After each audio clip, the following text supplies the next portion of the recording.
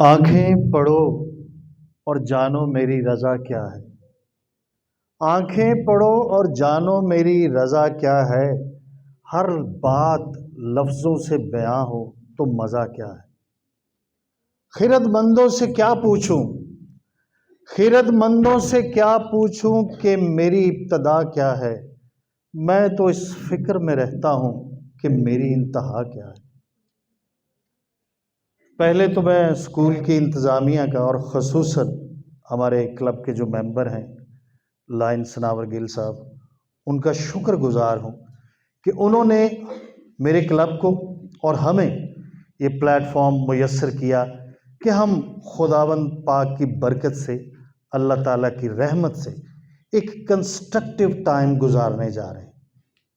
اور یہ ٹائم میں آپ کو گارنٹی کرتا ہوں کہ اگر آپ نے اس میں موجود مٹیریل کو، ہماری باتوں کو، اس سیشن کو پورے طریقے سے انہانس کیا تو یہ آنے والے وقت میں آپ کی زندگی میں جو ریگارڈنگ پریشانیاں، مصیبتیں، سائبر کرائم، وہ نہیں آئیں گی۔ تو اس لیے میری بیٹیوں سے خاص طور پہ گزارش ہے، چونکہ بیٹی جو ہے وہ ایک پورے کنبے کو جنم دیتی ہے، وہ ایک پورے کنبے کو لیڈ کرتی ہے۔ تو جب ہم بیٹی کی تربیت کرتے ہیں تو اس کا مقصد یہ ہے کہ ایک پورے کنبے کی تربیت کرتے ہیں۔ اس کے علاوہ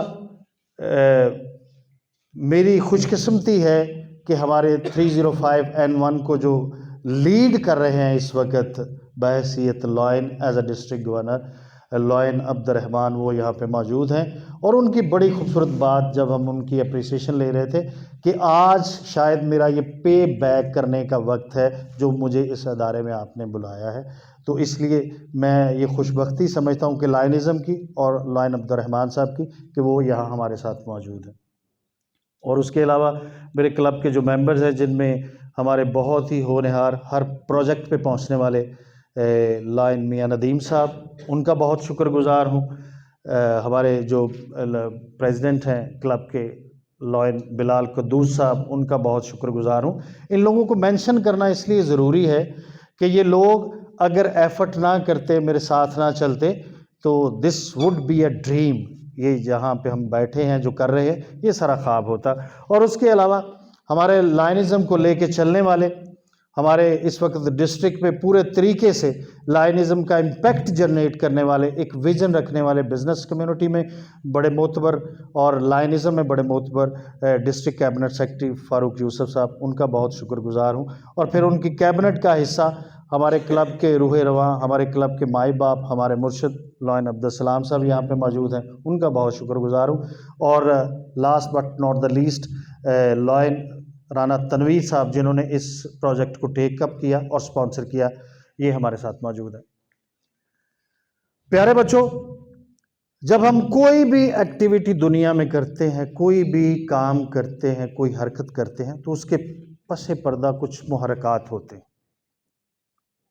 یہ جو ہم یہاں پہ آج بیٹھے ہیں، آپ کو اتنی ٹھنڈی سی صبح یہاں پہ لا کے بٹھایا گیا ہے، یہ میرے دوست اپنا کام کاج چھوڑ کے یہاں پہ آئے ہیں، اس کے پیچھے ایک محرک ہے، میری زندگی کا ایک انسیڈنٹ ہے جس نے مجھے مجبور کیا کہ میں یہ پروجیکٹ ڈیزائن کروں۔ اور مجھے اس واقعہ نے میرے ذہن میں مجھے وارن کیا کہ this is the need of the time. اور جو سب سے پہلے میں نے ایک سلوگن لکھا ہے وہاں پہ، lack of the knowledge is not the justification. آپ کی کم علمی جو ہے یہ آپ کو سپورٹ نہیں کرتی کہ آپ کوئی بھی جرم کمٹ کر لیں۔ مائنڈ اٹ، کیونکہ کسی بھی مذہب میں علم کی اہمیت سے انکار نہیں کیا گیا۔ ہمارا مذہب کیا کہتا ہے؟ Seek the knowledge from grave to gravel. علم حاصل کرو ماں کی گود سے لے کے قبر کی لہد تک۔ اور پھر اسی چیز کو ایک دوسرے طریقے سے بیان کیا گیا کہ طلب العلم فریضۃ علی کل مسلم والمسلمات، ہر مسلمان پہ، ہر شخص پہ یہ فرض ہے۔ میرے ملنے والے ان کا ایک بچہ جس کی عمر 22 سال ہے، وہ کسی لڑکی کے ساتھ انوالو ہوتا ہے، ایک دوسرے کو دونوں میسیجز کرتے ہیں، پکس ایکسچینج ہوتی ہیں۔ یہ سیشن ہمیں بتائے گا، یہ واقعہ آپ کو بتائے گا کہ بہت سارے ایسے لوگ ہیں جنہوں نے اس کرائم کی مد میں ایک بزنس جنریٹ کیا۔ They have a mindset کہ یہ بزنس ہے۔ جب آپ جیسے معصوم بچے یا ہمارے جیسے نااہل والدین اپنے بچوں کو اس نقطہ نظر سے گائیڈ نہیں کرتے تو ایک بزنس کمیونٹی، مطلب پرست لوگوں کا ٹولہ وجود میں آتا ہے۔ تو جب اس 22 سال کے لڑکے نے ایک میچور لڑکی تھی جس کی عمر تقریباً 30+ تھی، شادی شدہ تھی، اس کے ساتھ اس کا پیار محبت، سو کالڈ فرینڈشپ، وہ بڑی، اس نے پکس ایکسچینج کی، تو اس لڑکی نے اس لڑکے کے وہ میسیجز اور وہ پکس اپنے ایک کولیگ کے ساتھ شیئر کی جن کے ساتھ انہوں نے یہ بزنس پلان بنایا تھا۔ انہوں نے سائبر کرائم ونگ سے رجوع کیا۔ سائبر کرائم ونگ چونکہ رسپانسیبل ادارہ ہے، انہوں نے اس چیز کو سمجھا، ٹیک اپ کیا، کیس لیا، اور پھر اس لڑکی نے، چونکہ سائبر کرائم ونگ کا ایک فینومینا یہ ہے کہ یہ آتھینٹک پکٹوریل ایویڈنس کے اوپر یہ کیس ڈیزائن ہوتا ہے، not on a conceptual basis, not on a thought basis کہ جی مجھے شک ہے۔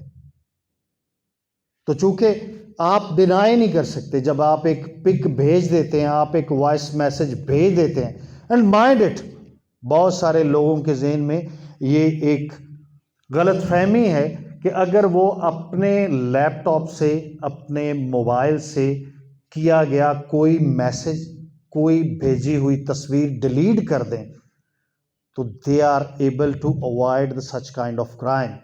Not at all. آپ کا 4 سال کا ڈیٹا بھی ریکور کیا جا سکتا ہے۔ تو وہ چونکہ ایک پکٹوریل ایویڈنس تھی تو سائبر کرائم ونگ نے لڑکی کو انوالو کیا کہ آپ لڑکے کو کال کریں کسی بھی جگہ تاکہ ہم اس کی گرفتاری عمل میں لائیں۔ لڑکی نے کال کیا، چونکہ دونوں کے درمیان ٹرسٹ ڈیولپ ہو چکا تھا۔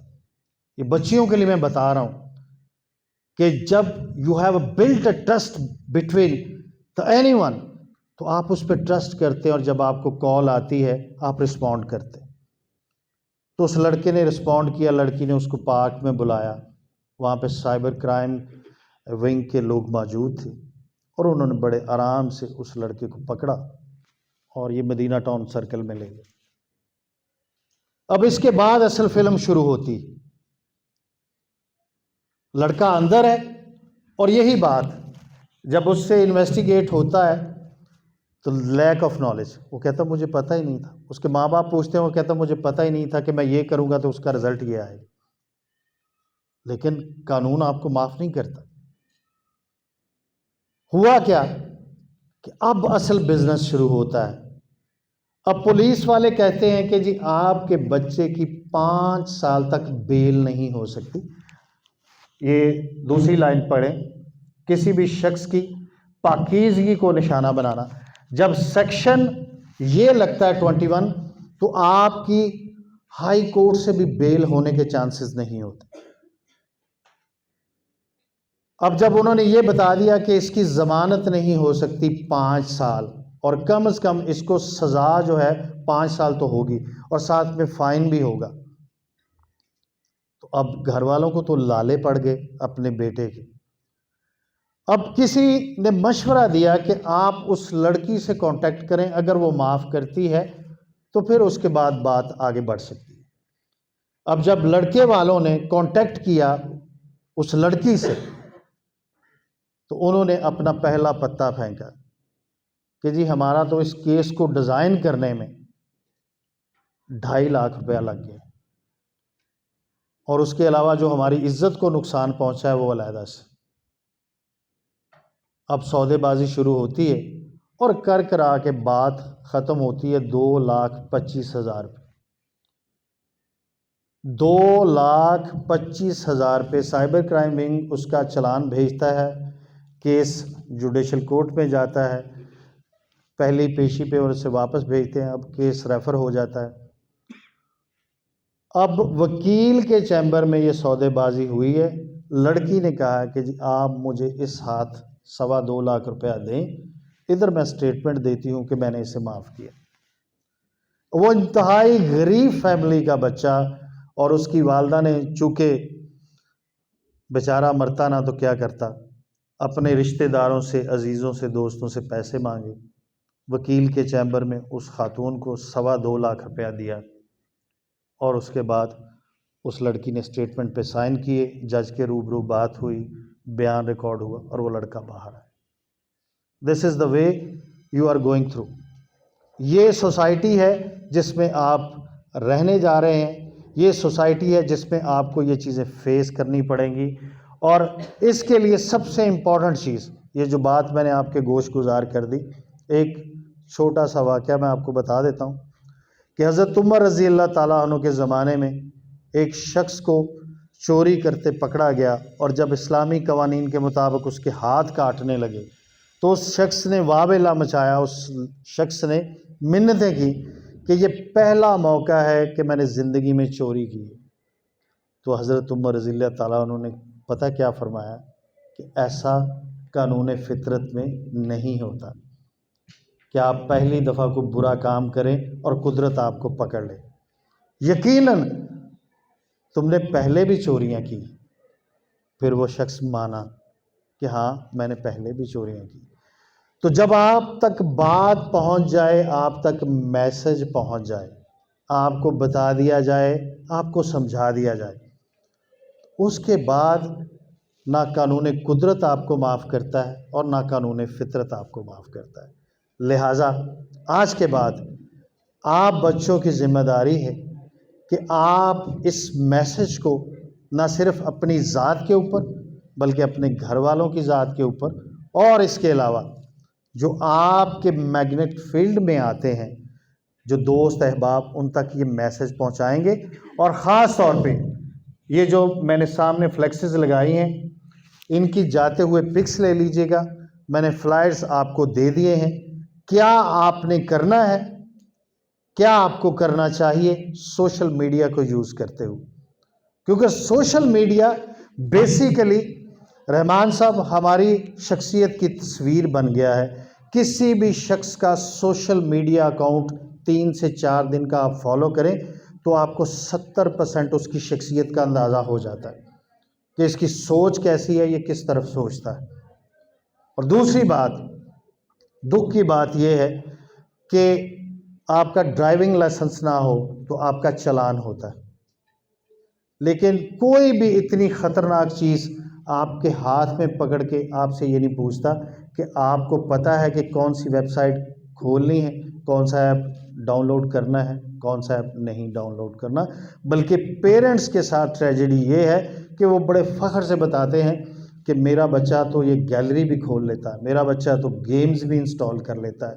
تو وہی بچہ پھر والدین کو مایوس کرتا ہے اسی موبائل کے ساتھ. تو اس لیے پیرنٹس کی بھی ذمہ داری ہے. تو میں نے جو میرے تئیں مجھے لگتا تھا کہ آپ تک یہ بات پہنچانی چاہیے، وہ میں نے کوشش کی کہ سادہ اور عام لفظوں میں آپ تک یہ بات پہنچا سکوں.